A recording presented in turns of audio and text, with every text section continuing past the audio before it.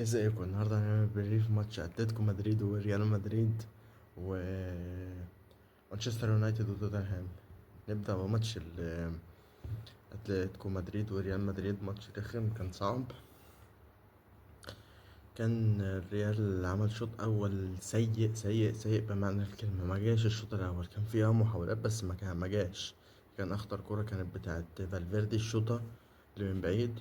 وشوطة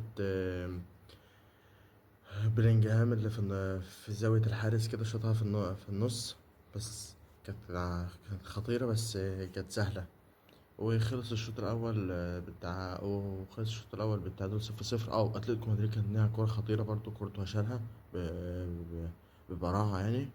وخلص الشوط الأول 0-0. بدأ الشوط التاني، ريال مدريد ابتدى يمسك كورة ويحاول ويروح ويجي ويصنع هجمات لحد ما جت الدقيقة 70 65 تقريبا، حاجة كده مش فاكر كانت الدقيقة كام. وميليتاو سجل جون ديفليكشن. حطها حلوة الصراحة، بتفكرني بأيام الملك CR7 كريستيانو، وما أدراك مع كريستيانو. أيام. وتبقى النتيجة 1-0. بعدها بدقيقة دقيقتين، أو دقيقة ونص. بعديها بدقيقة ونص الماتش بيقف بسبب أحداث شغب جماهيري. الماتش ده بقى أقسم بالله بقى، بغض النظر إن أنا زعلان إن إحنا تعادلنا، الماتش ده ديربي ديربي ديربي ديربي، اللي هو من ديربيات ميلان وإنتر، ليفر بليت وبوكا جونيور، يوفنتوس وميلان مثلا زمان، الديربيات الجميلة دي، برشلونة وريال مدريد أيام الضرب والبتاع، أيام ما كان في ديربي. لا ده ديربي بقى، كان في ضرب وكورة وعجن. كان ناقص، ما كانش ناقص في الديربي ده حاجة غير حاجة واحدة بس. كان سيميوني و... وانشيلوتي اتخانقوا كده هتبقى خطيرة. ضرب بقى وبتاع وخناقات. هو ده الديربي كما قال الكتاب. مش الديربيات بتاعت زمان، لا لا، ده ديربي هربان من الديربي حرفيا. هربان من الدوري الارجنتيني حرفيا. لا لا لا، كان ماتش فظيع، ماتش حلو قوي.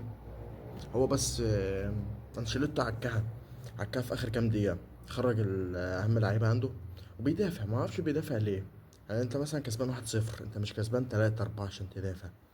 ما فهمتش. هو على رأي المثل، آم، خير الوسيلة الدفاع الهجوم.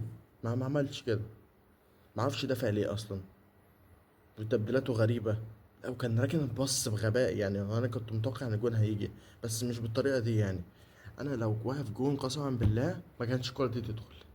كورتوا ده فضيحة، اقل معايا ان هو فضيحة بجد يعني. الكرة مش عارف اتزحلق ليه، عامل كده ليه مش فاهم. وهو بيعمل التراي عشان يحاول يصدها، عمل ايده كده، تفهمش عمل ايده كده ليه.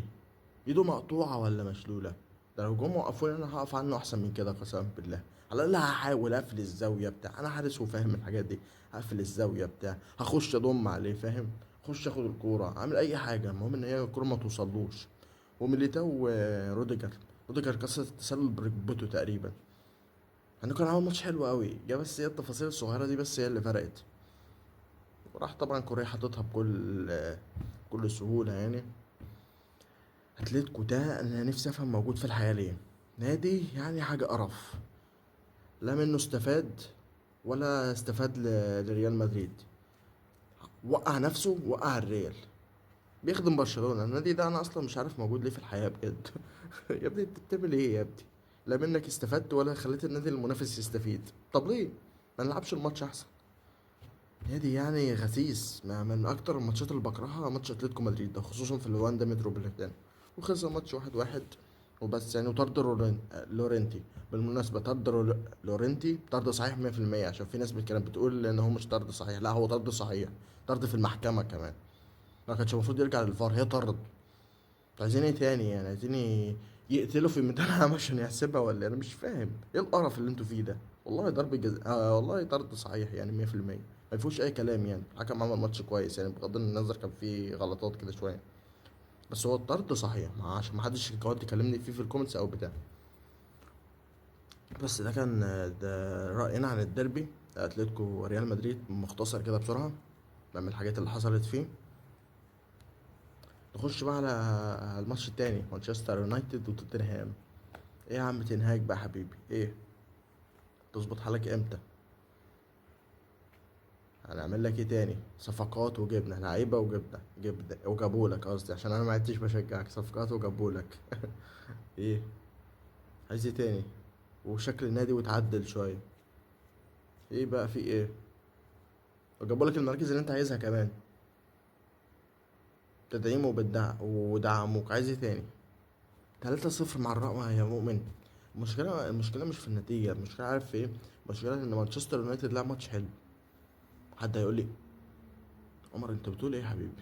انت شكلك بتتفرج على راكت، على باسكت، على فيسبول بيسبول، على اي حاجه تانية. اقول لك والله العظيم انا كنت شايف الماتش وشايف كده. مانشستر يونايتد ما تعرفش مشكلتها في ايه. بتلعب ماتشات حلوه قوي، حتى الماتشات اللي خسرتها كانت بتلعب حلو وضيعت كتير، وما تفهمش مشكله في التضييع ده ايه. كان عندها مشكله ازليه وما زالت لحد دلوقتي يا مانشستر، ان هي بتضيع فرص. فاكرين زمان لما الاهلي ما كان بيعاني من قبل ما يجيب مهاجم؟ هم نفس القصه كده معاهم هويلاند وزيركسي ده، وبرضه ما فيش فايده. وراشفورد، راشفورد ده اللي ربنا ينفخ في صورته بقى، ولا ربنا يشوفه يروح في اي ده تاخده. بس يعني حاجة غريبة تنهاج ده. لا دفاع ولا هجوم ولا أي حاجة. مفيش أي حاجة. صفر يعني، صفر على الشمال. ما جاش ماتش حرفيا، ما جاش صفر. لا أي حاجة. هو تقريبا في البيت، كان في البيت عندهم، نسى إن هو يجي الماتش. عملش أي حاجة. فالح بس كده يقعد يعمل لي اللبانة ويقعد يحسس على قرايته ويروح قاعد وقايم. هو ده اللي هو فالح فيه. لكن مدرب تاخد منه حاجة صفر. خلاص هو لازم يتأهل بقى. كفاية عليه كده، كفاية عليه كده كده جدا. بالنسبة لي بقى نيجي على آخر حاجة، تقييم اللعيبة.